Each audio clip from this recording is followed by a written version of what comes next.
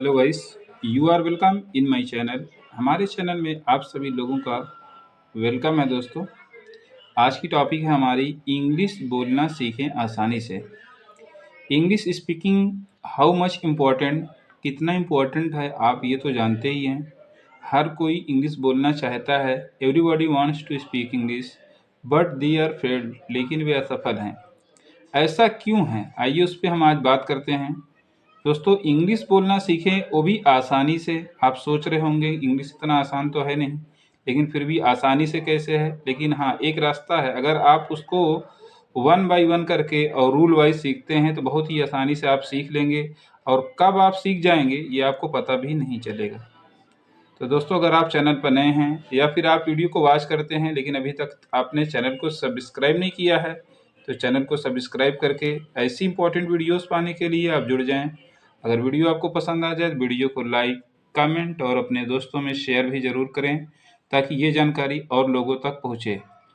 और दूसरी चीज़ मैं आपको आज ये बताऊंगा, जैसे कभी कभी आप तो सिंपल स्पीकिंग या फिर ट्रांसलेशन तो आसानी से कर लेते हैं, लेकिन जब थोड़ा सा अटपटा सा आ जाता है तो आप कंफ्यूज हो जाते हैं कि आखिर इसका कैसे करना है। तो आज की वीडियो कुछ ऐसी ही होने वाली है, जैसे कि वह चलते चलते, बोलते बोलते, ठीक है, ऐसा अगर आ जाता है। मान लीजिए एक सेंटेंस मैंने आपके लिए दिखा है, मानना क्या है, दिया ही हूँ आपको कि रामू चलते चलते पढ़ रहा था।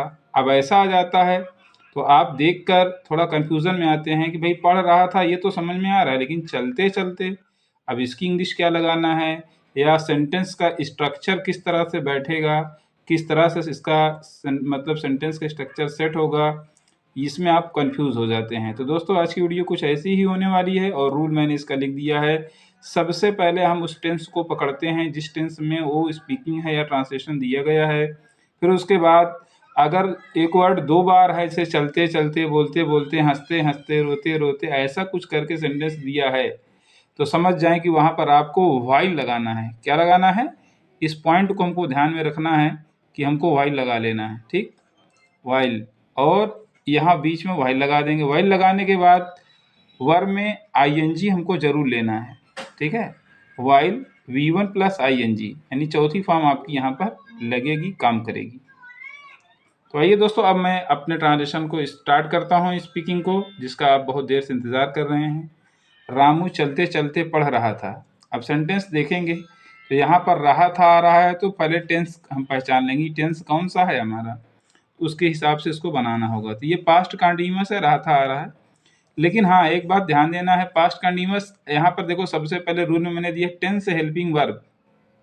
जैसे हम टेंस करते हैं, सब्जेक्ट लेते हैं, उसकी हेल्पिंग वर्ब लेंगे, फिर बीच में वाइल लगाने के बाद जो भी चलना की अंग्रेजी होगी या फिर बोलने की अंग्रेजी होगी, उसी में आईएनजी हमको लगाना है।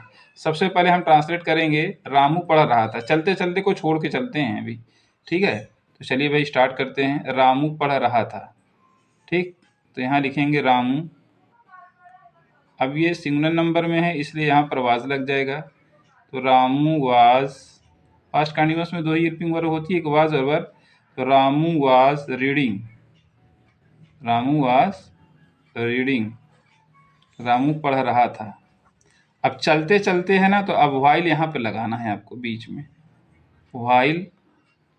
अब चलने की इंग्लिश वॉक होती है, तो वॉक में आईएनजी जोड़ देना है, तो क्या हो जाएगा, वॉकिंग, व्हाइल वॉकिंग।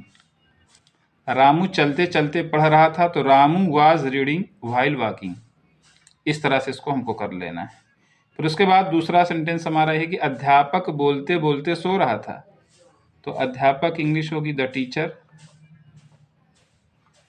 ठीक।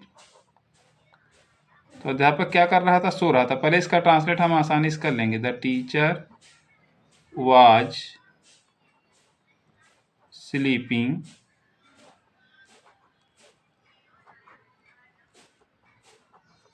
फिर यहाँ पर क्या आ गया, बोलते बोलते ना, तो व्हाइल हम पहले करेंगे। व्हाइल करने के बाद स्पीक मीन्स बोलना होता है, तो स्पीक में आईएनजी जोड़ दें। तो ये दो बार की जो हिंदी है ना, इसको कवर कर लेगा ये व्हाइल स्पीकिंग, ठीक। फिर उसके बाद बच्चे दौड़ते दौड़ते खेल रहे थे। देखिए, दौड़ते के बाद मैंने टू लिख दिया, इसका मतलब कि दौड़ते दो बार है। तो बच्चे की इंग्लिश यहाँ लिखेंगे द चिल्ड्रेन, ठीक। द चिल्ड्रन के बाद हमको करना है वेर,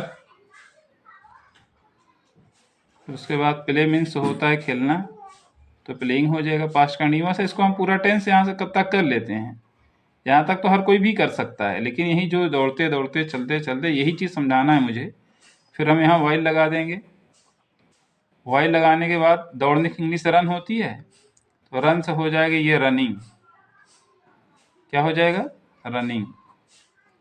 फिर उसके बाद मैं सोते सोते सपना देख रहा था, तो मैं एक इंग्लिश आई हो जाएगी। आई सिंगल नंबर है इसलिए आई के साथ वाइल लगा देंगे। फिर उसके बाद सपना देखने का ड्रीम होता है, तो ड्रीम से क्या हो जाएगा? ड्रीमिंग। I was dreaming. फिर उसके बाद सोते सोते, तो वाइल। उसके बाद स्लीप इन सोना होता है, तो स्लीप में हम क्या कर देंगे? आईएनजी जोड़ देंगे, तो हो जाएगा स्लीपिंग, वाइल स्लीपिंग। ठीक है। फिर उसके बाद दोस्तों अगला ट्रांसलेशन हमारा ये है, वे गाते गाते सो रहे थे। वे सो रहे थे, तो देख वे की इंग्लिश दे हो गई हमारी। फिर उसके बाद हमने दे के साथ वर लगा दिया, क्योंकि दे के साथ वर लगता ही है। सो रहे थे, तो स्लीप मीन सोना होता है, तो स्लीपिंग हो जाएगा हमारा। दे वर स्लीपिंग, ये हमारा टेंस हो गया। अब गाते गाते का हो जाएगा वाइल। उसके बाद जो है सिंग मीन्स गाना हो जाएगा, तो सिंगिंग हो जाएगा, वाइल सिंगिंग। ठीक, इस तरह से। फिर समीर दौड़ते दौड़ते पतंग उड़ा रहा था, तो समीर। फिर उसके बाद वाज फ्लाइंग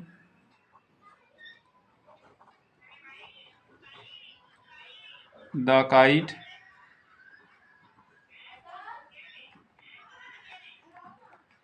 वाइल रनिंग।